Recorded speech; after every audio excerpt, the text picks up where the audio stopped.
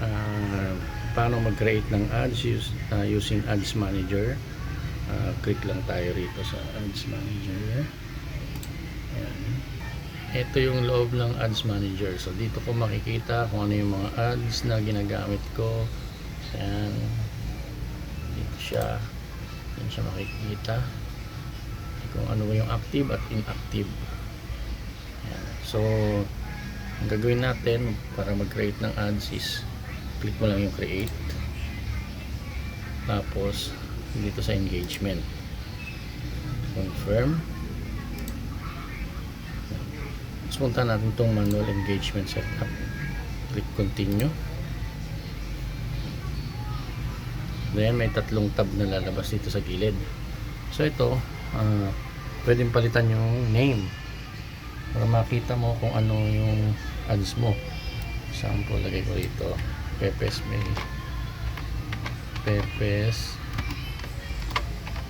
may kawayan.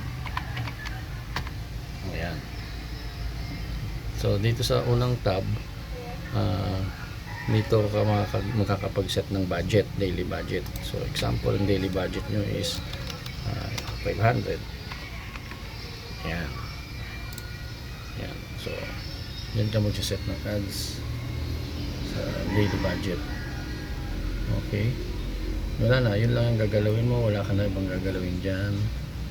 Ayan, kasi na ayan siya.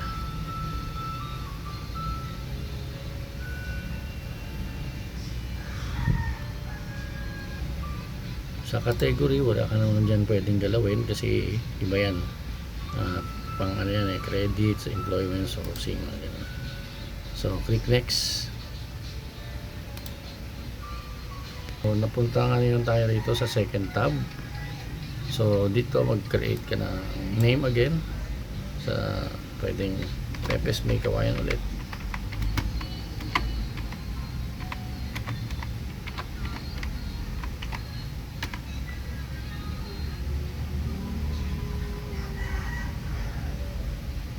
Ayan.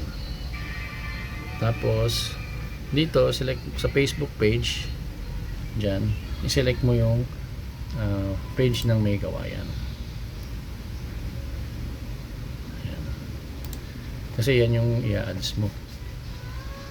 Okay, so pwede mo i-connect sa Instagram or WhatsApp kung mayroon. So itong cost per goal hindi namin ginalaw yan. Ang budget dito naman magsiset ka kung anong araw mo siya i-ads, ikaw mamimili. So set natin siya ng May 4.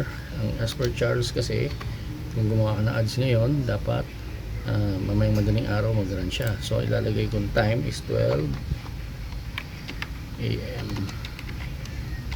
Ayan, 12 AM para mamayang madaling araw mag-run na yung ads mo. Tapos kung gusto mo mag-end date, i-check mo lang to, lalabas yung kung hanggang anong araw mo siya pwedeng i-run. Yan. Pero hindi na namin ginagalaw yan. So sa location naman, dito may edit mo yung location, type mo yung may kawayan. Yan, lalabas yung may kawayan Bulacan, select mo siya. Tapos ang ilagay mo dito, imbis na 25 miles, gawin mo is current city para magraran lang sa mismong may kawayan. Kung gusto mo mag-add, mag-type ka halimbawa Bukawi, pwede mong i-add dyan Bukawi, lalabas yan Bukawi, Bulacan. Yan, pwede ka mag-select ulit panibago. Yan, select mo yan. So dalawang bayan na yung pwedeng lumabas yung ads mo. Current city ulit, ganun. Okay, sa age naman, pwede mong baguhin yung age, 18 or 19, depende na sa'yo, pero hindi na namin ginagalaw yan. Next, pwede dito sa audience suggestion Dito yung demographics at saka kung ano yung interest, kung mahilig ba sila sa food. Lagay mo, search ka dyan. Mahilig ba sila sa delivery? Ayan, search ka dyan. So, depende. Ikaw na yung maglagay ng demographics. Okay, so click mo lang yung next.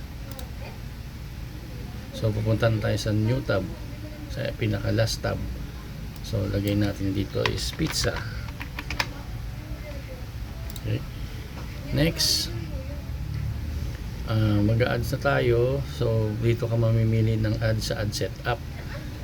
Ang ginagawa namin, use existing post. Kung ano yung nakapost na sa Facebook page nyo, yun yung ginagamit namin. So, use existing post imbis na boosting. So, ito yung ginagawa namin. Use existing post. So, saan mo makikita yung post? Dito sa Add Creative. Diba? So, select post mo lang, makikita mo na yung mga pinost na ads na pinost na dun sa Facebook page. Yan. Example, itong pizza. Click natin. Tapos continue. Okay. So, lalabas na siya dyan. Make sure na dito sa call to action, dapat send message. Kasi pag nakita ni customer, magsasend siya ng message. Ayan. So, dito naman sa question and answer, so dito yung pumapasok yung FAQ, yung frequently asked question. So, ikaw na yung mag-create niyan. Ayan. Example yan. So, diba? Can I see a menu? Where are you located? I'm interested. Can you tell me more? Ganyan. Pwede mo siyang i-edit. Yan, dito ka mag-i-edit yan. Yan siya, frequently asked question. Yan, dito, yan. Frequently asked question. Yan, dito ka mag-create ng response. Automatic, pag pinili nila yung button na, example, I'm interested, can you tell me more? Ikaw maglagay ng response mo. Yan. Okay. Okay. Next, ang pinakahuli. Tapos na. Publish. Publish na natin. So, automatic create na yung ads mo. Okay. So, yan lang kasimple mag-create ng ads. Okay.